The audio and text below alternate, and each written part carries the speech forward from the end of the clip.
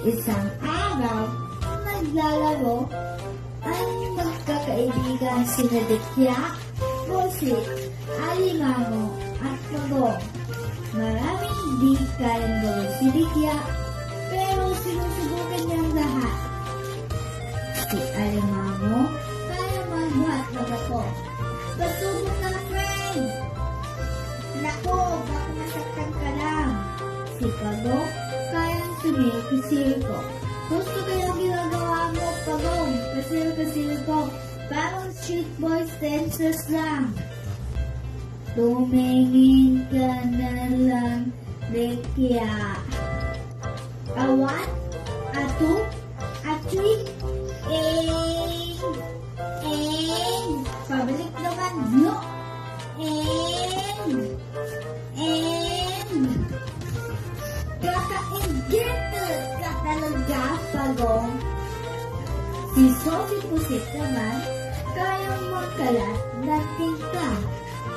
Sino natin dirty yung Atlantic ka? So nice, diba? Hindi pwede sumalit sa laro namin. Ano ba kaya mong gawin? Tumali ka, baka mabangga ka lang namin. Maya-maya, dumating ang di inaasahang bisita. Naku, hayat na si Ganteng Isda! Tago Susi-Pusit! Tago Alimango! Tago Pagong! Tago! Ha! Bilis! Tago! Wag mo akong iwan, please!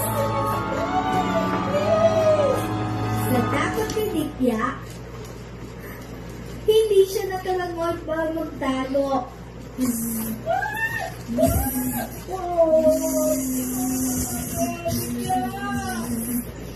Patawad! Patawad!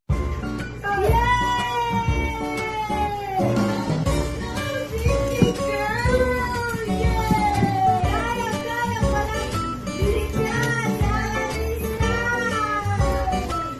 Hindi niya kaya, sinikya ang kalating tinta ng buhat na bato at sumilko-silko. Pero walang magtututawa ang mga ito kung walang kuryente, Dekya.